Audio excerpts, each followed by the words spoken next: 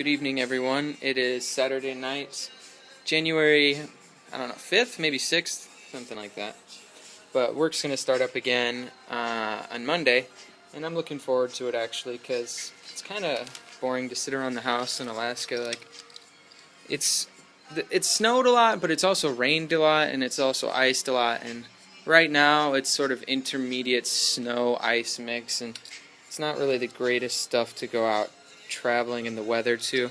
In fact, someone died on one of the mountains a few days ago called Barometer Mountain just outside of town at the airport, and he was like 20 years old, just hiking up what is like a 2,500 just really steep incline.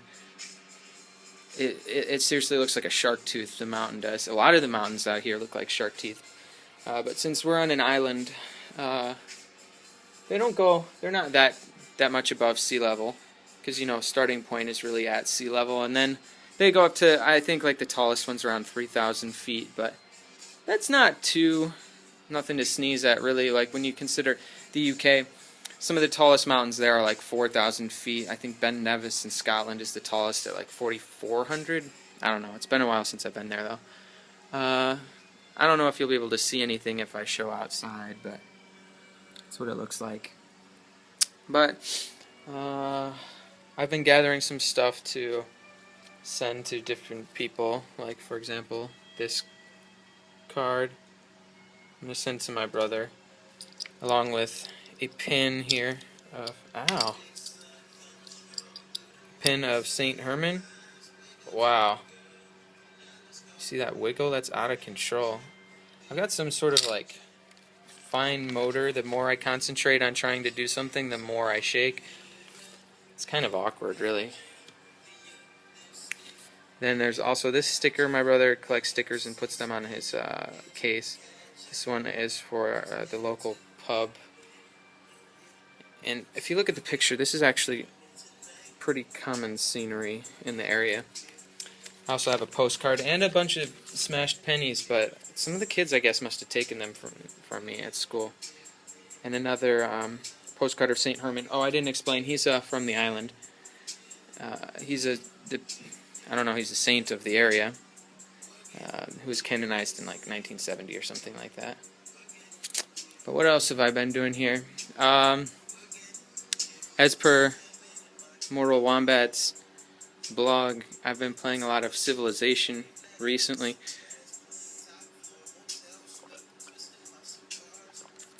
And I think that game really characterizes the way I approach life, in that I'm interested to try something, but I'm not interested in failure.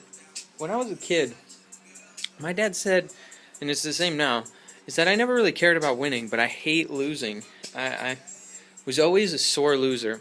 I probably still am a sore loser, but I don't really put myself in that many competitive things anymore. Sometimes I play soccer at the high school gym, but that's not that competitive, and I can hold my own, and I'm at least competent at it. And then at work, I'm really one of the only school psychologists on the island. There's 4 of us all together, and most of them are around my age. And so they have similar experience to me and similar education. So, ooh. I didn't know this treadmill worked.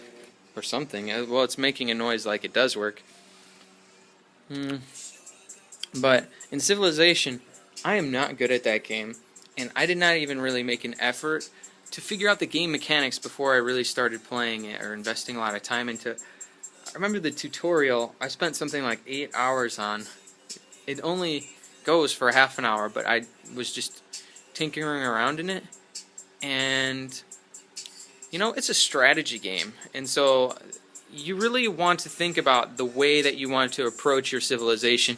And mine was sort of all-encompassing, like, yeah, I'm going to focus on research, yeah, I'm going to focus on culture and being a war machine, and not so much on the religions, because fuck that stuff. But, so I was basically running a civilization to protect my boundaries, because I don't want to invade anyone, and just make sure that we have, like, we're really educated, and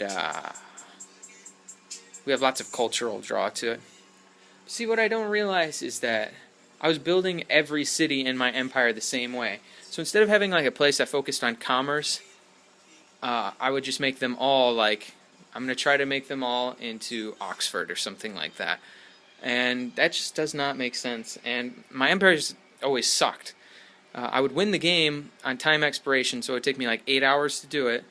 And then it would give me a rating of Dan Quayle, which is the worst that you can be at the game.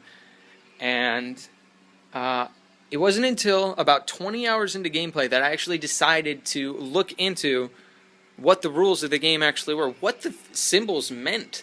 Like, there'd be like a heart or a plus sign or a minor sign, or I don't even understand how the upkeep of the cities work, like how my gold. I just know that, if it's plus, I'm doing well, and if it's minus, I'm not. And so I ended up getting myself into the Revolutionary War, where I was financing more armies than I could support. And so instead of figuring out how to mess with the gold uptake, I would just continually create guys. But when you're at a negative income, it just randomly deletes guys off of your map. So I'd just be like, I'd be sending a guy to go do something, say go from like Charleston to reinforce Boston or something like that, and then he would just disappear en route, and then I would just create a new one and send him over there. And like somehow this was my strategy. Like, I didn't know how to switch gears in it, and then I'd spend like 4 hours on it, and then I would lose right at the end. Fucking King George III is a bastard, and then I would really once I'd finish, I'd be like, I don't want to play this game anymore, ever, because I was terrible at it. And I'm just really realizing that it's a really sloppy approach. That I was figuring I could learn from experience how to play, because that's how a lot of user interfaces work these days. If I have some prior knowledge, I can activate it and then use it towards this game. But this one had a bit more scaffolding, or like a base or foundation that I needed to know in order to play it. But when I didn't experience instant success at it, I just really wanted to put the game down. I was really disenchanted by it. And I find myself starting a lot of things that I have a lot of difficulty completing. Whether it be my written works or starting a new project. Like, I've been looking for a car now for, 4 months. Some of that stuff's not really in my control, though, because I do check almost every day to see what good cars are out there. And I have a rant in my blog about manual speed transmission cars, and I could have bought a manual, but I've decided it is not worth figuring out how to drive manual, because I think in a few years we're all going to be having driverless cars, so what's the point? I'm going to change the song real quick. And let's see, what else? I've been doing a lot of planning for this summer. I plan on traveling extensively in Alaska and Canada. So I have my Lonely Planet books right here, Alaska and Canada. And I plan on taking the ferry sometime around like June 1st from here to Homer, which is a small artist village on the Kenai Peninsula, which is basically just directly across the water from here. And I think it takes like 8 or 10 hours to get there, but this is a great song.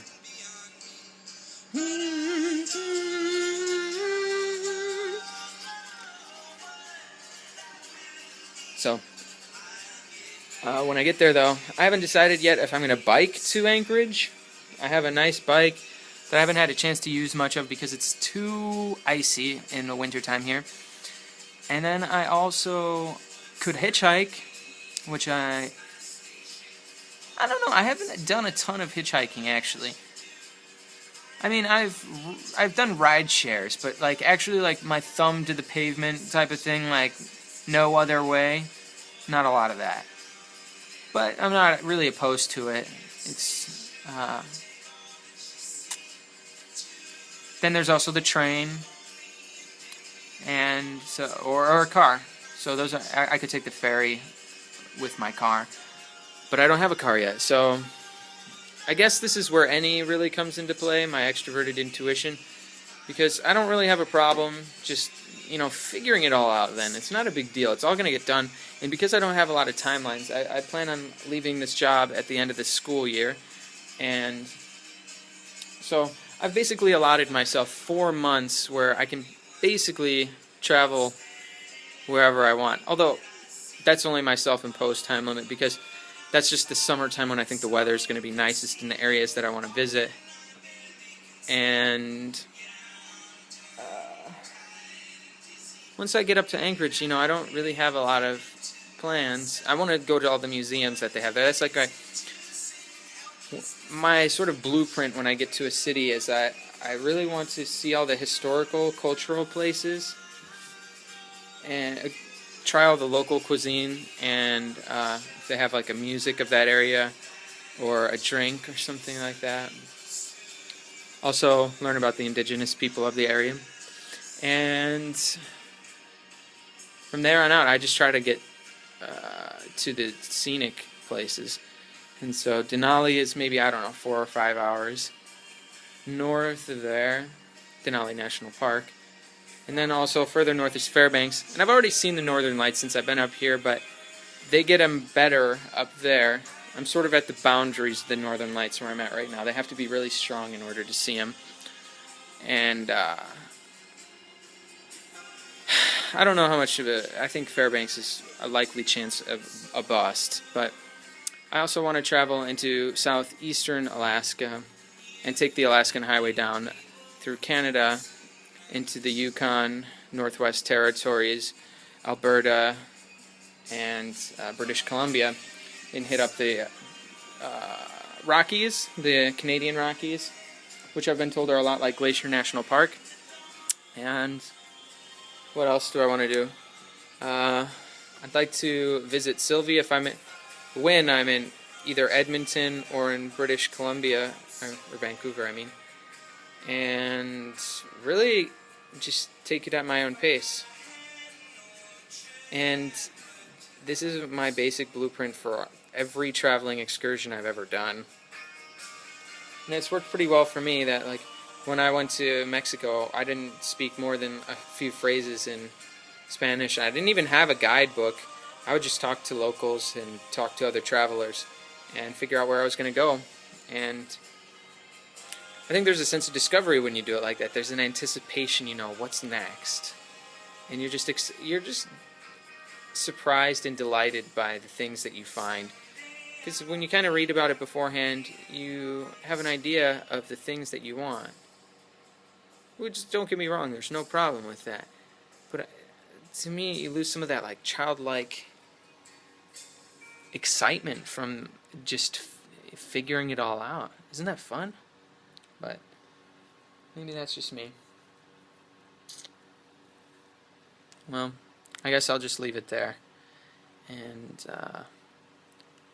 hopefully next time you see me, my beard will be much longer. I'm at 5 months now. But I'm trying to go for the yeared, which is a full year's worth of growth. And I will keep you all informed of that progress. Peace out.